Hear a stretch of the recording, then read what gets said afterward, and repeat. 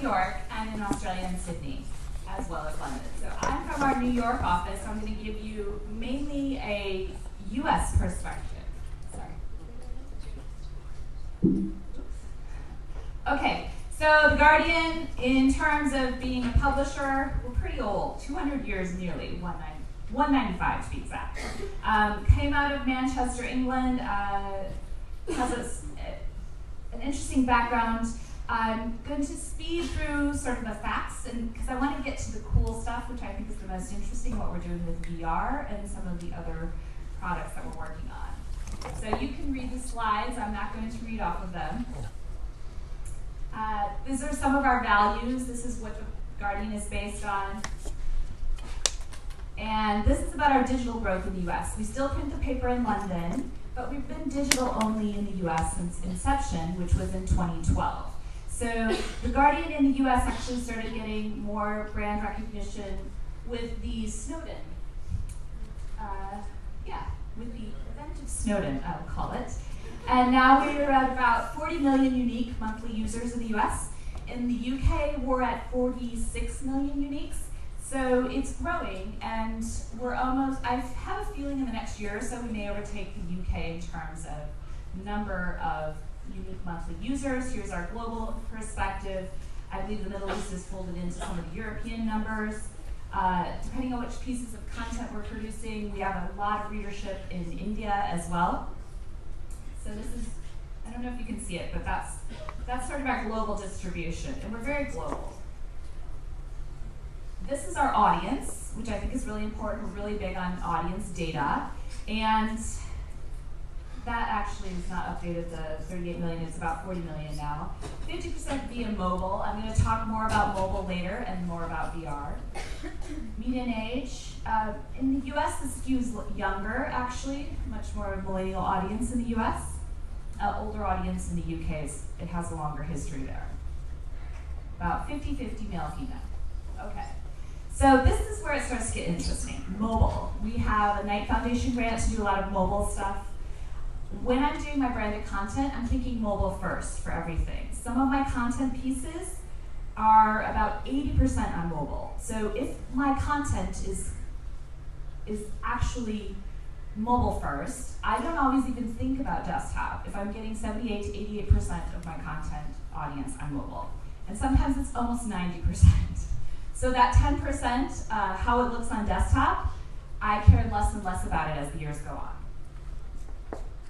So we have content studios in the UK, in Australia, and US. The UK office is bigger. This is our basic strategy, all sorts of different types of content, a lot of data analysis, and some various types of, we're really getting more into podcasts. Are you guys producing podcasts? I'm just curious. How many of you are producing podcasts?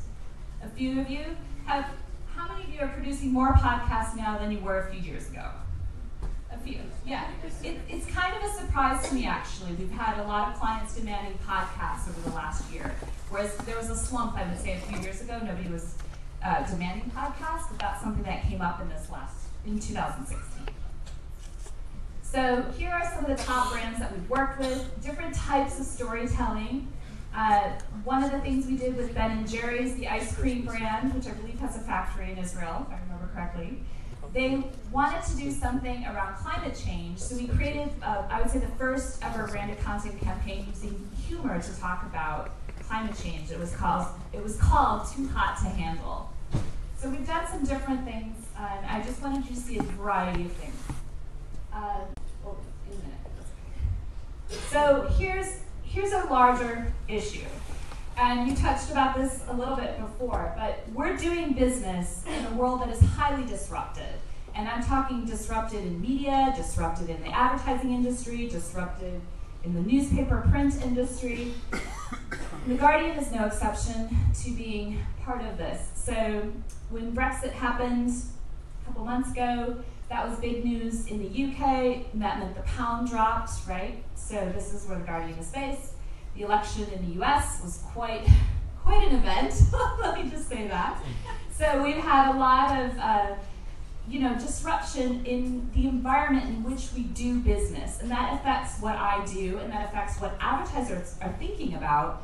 In particular, with the U.S. election this last year, there was a lot of hesitation. Well, we'll just ride out the election. We know there was a lot of turmoil about that, and now advertisers are even pulling back again and saying, well, now we'll just wait and see what happens now that Trump is going to be president. So there's a lot of things that are happening in this environment in which we're working in that have a larger effect.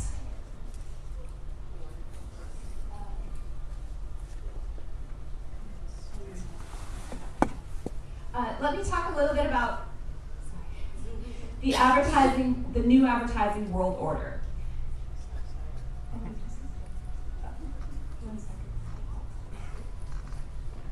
Oh, okay. Well, before that, okay, that's fine.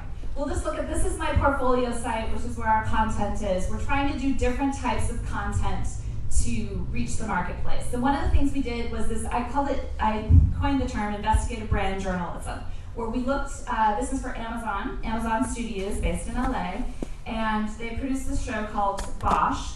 It's a series, it's based on a Michael Connelly novel. Michael Connelly's an author in LA, but about crime. He's a former LA Times reporter. And we did a series exploring a real case, a cold case murder, trying to solve a cold case murder. We did crowdsourcing on social media. We did a lot of different things that you would not necessarily normally associate with branded content. And this has been winning a number of awards. So that's one example. Yes, go down. Down.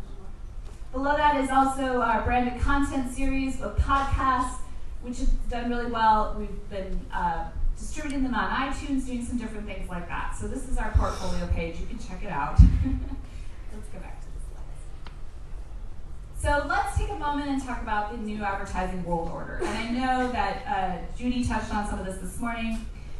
What we're trying to look at here is a big shakedown. So in newspaper print, global print advertising down, that's the percentage for 2016, 8.7%. It's averaging 9 to 10% per year. If you think about that, over 10 years, that's a humongous drop in print advertising in the industry. And it has an effect. Display ads, again, moving to programmatic, and that's programmatic ad tech, a lot of things. I call it,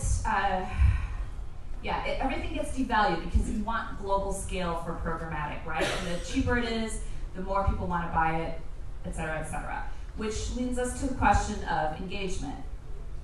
70% of display market will be traded programmatically by the end of 2016. 70% this year, it's going to be more next year, and then the year after that, it's going to be a lot more. So there's a lot of things going on in the industry at large. So where's the money going? Because if you're losing the money in print advertising for The Guardian, what's happening? It's going to Facebook and Google, which I don't think is a surprise to anybody. But when you're talking programmatic, 85% of new US and ad spending, this is ad spending in general, 85% of it, we say 85 cents on every dollar. So that's a lot of money, mucho dinero, going to Facebook and Google. And that has an effect on what we do.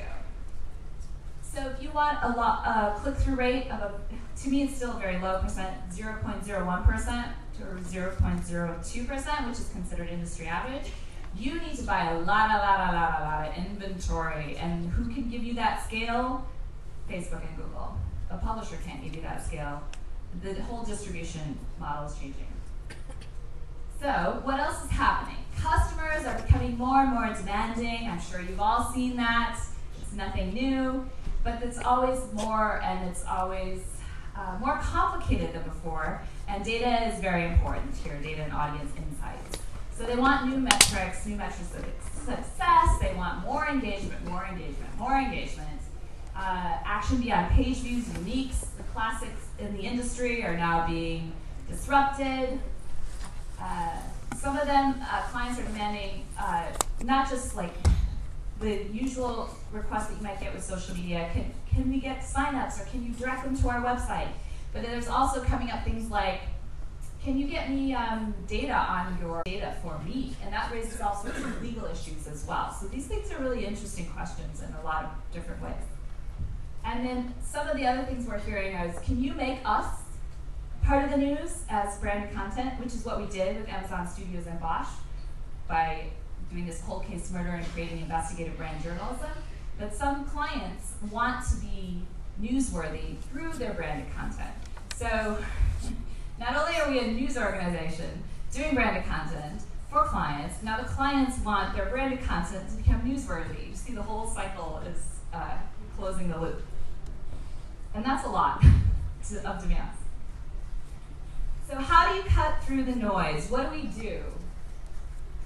So native advertising is still growing. It is not slowing down. I think customers are more sophisticated than they were a few years ago, but we're definitely continuing. And they want different types. They want more video, always more video. One thing we're doing to engage users is creating a platform for action, which includes some of our values, the Guardian values, and working with nonprofits and foundations and membership and doing all sorts of things where it's becoming a hybrid of different types of things. Okay, I already talked about this one. I talked about that, our podcast series. I want to get into some of the fun stuff. So, how many of you are actually doing virtual reality work right now? Oh no, one. Anyone else? Two. A few. You can still count them on one hand. Augmented reality, anyone? The same one? Yay, two. Mixed reality is sort of a term I think that might be going away. I think augmented reality is more what people are using now. And how about Google Daydream? Anyone working with Google Daydream? Okay. No. That's a new VR platform that Google has. Snapchat stories. Anyone doing Snapchat circular video with the spectacles? No? Okay. Facebook instant articles. Anyone doing Facebook instant articles? One, two. See, this is where we're all headed. This is more and more coming up. And this one, I just threw that in there. That is not the fun stuff, but these fake news stories, because we're a news organization, is something that really, really scares me a little. How we're doing this in an environment where you can't tell what's real and what's fake. And that's one thing that I call the crisis of context on social media. And as a publisher, that's something we think about a lot. It's a lot of fact checking and things like that. So, can I play the VR? Oh, can I say the VR? So I want to show you what the Guardian is doing with virtual reality. Now we're currently having a couple pieces on the editorial side.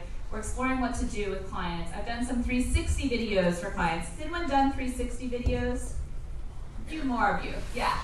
I think they're easier to do. You strap a bunch of GoPros together. It's less expensive than VR. I think we're early at the adoption phase of VR, and I'll talk about that in a second. But I want to show you this piece that we've done, which is about the London Underground sewers. So it's a VR experience, and how we're thinking about storytelling now is changing, which I think is really interesting, and it's coming out of video gaming. And it's coming from the point of, how do I think about sound? How do I think about making sound in VR as a storytelling element? If something's dripping behind me, do I get people to turn around? So this experience down here is what we did with, this is done out of London. It's the underground sewers in London, VR. Did you hear that? Shh. Over there in the oak, there's a rat. Welcome to the underworld. Nothing's off limits. You're in London's Victorian sewers.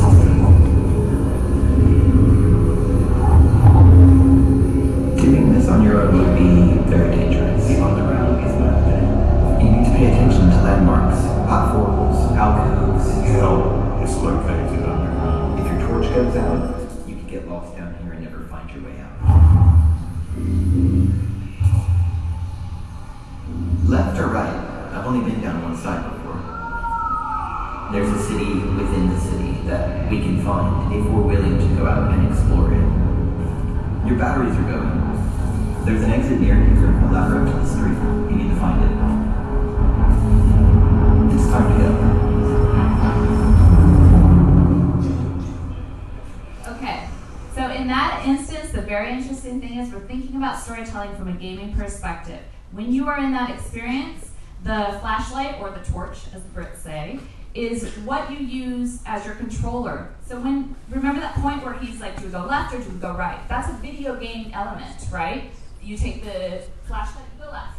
You could go right. You can control your experience, and we're thinking about how do you do the storytelling with the elements of sound. Like I said, the dripping in the background of the water, to get people to turn around to become part of that story.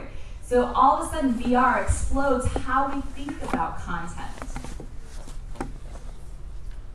Okay, so this is really interesting to me. It's platform waves where we're at. It started out early. This is the tech curves here. PCs, early days, internet is a big wave, mobile is a big wave, social media is a big wave.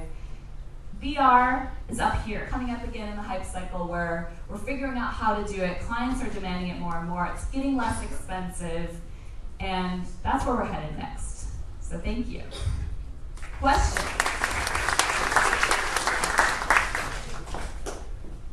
Questions? Answers? Yes? How much are brands paying for native content? How much are they paying for native content? In general or range? It really depends on what they're asking for. There's sticker shock for VR, so we've had trouble getting people to pay for VR. I think a lot of people know that it's not there yet in terms of costs.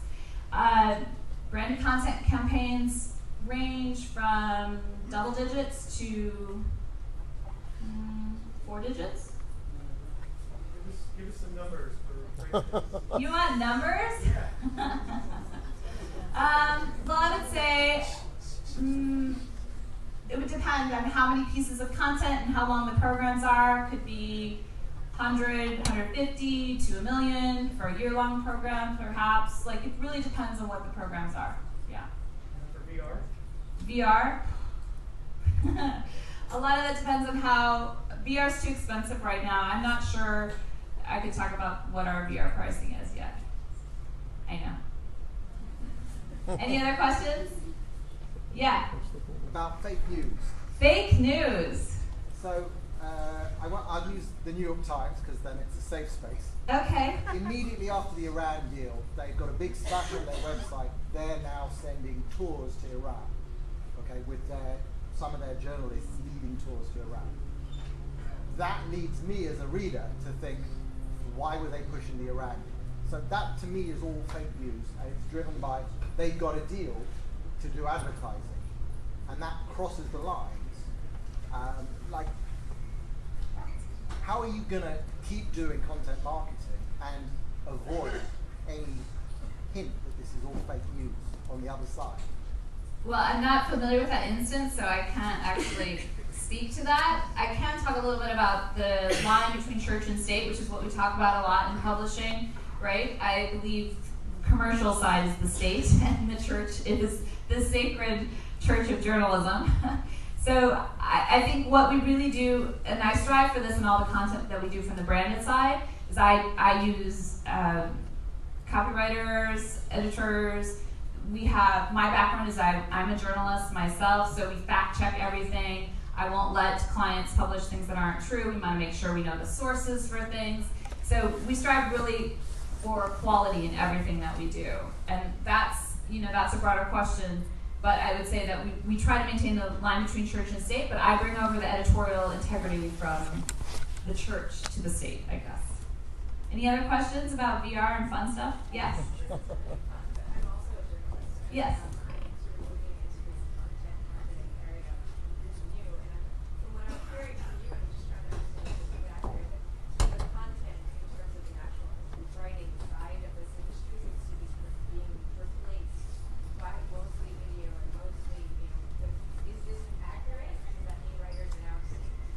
Writers are not extinct. We still need writers to write scripts for videos. No, I'm just kidding. I'm kidding.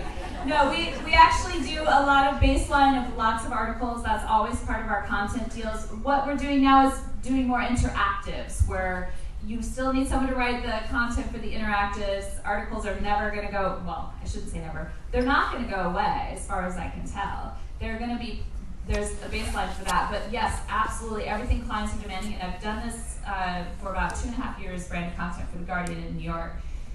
It's changing. Like 2.5 years ago, articles were the very much the standard. Now there's something that we continue to do, but the demand is for interactives, the demand is for videos, the demand is for VR, podcasts, all sorts of different varieties of types of content, infographics, data viz, things like that. I've also noticed with the New York Times a lot, they're doing a lot more of this Instagram conversations online, where they're videoing actual events, and they're not doing a lot of, they're just working into this area where anyone can just take a microphone and video it, and basically content for their website or for Facebook. Yeah, there is experiential is another big thing that we're looking at, and I know the New York Times is doing like exactly what you're talking about, using a live event to create content, sourcing content through a pop-up booth where you interview people and then you use that content for something else. So for marketing materials, and there's a cool example of that. So there's lots of different things that are happening. Yeah. About VR, I mentioned it a lot, and you say that there is a demand from the brands to create VR content. But do you see the adoption from the user side? Because if you are creating VR, you don't have enough users. Well, we're not there yet. Like, I think you're right. The user side is still not there. The requirement to have, even with Google Daydream, I think you need a headset, and goggles, and all that, spectacles, and whatever you want to call them. There's so many demands on the user right now, but I think that Google Daydream, the Android phone, is going to come standard with this now going forward. So once it becomes more standard on devices, especially on mobile, I think we'll see more and more adoption of that. But yeah, we're not there yet. I feel like we're just entering into the next stage of VR.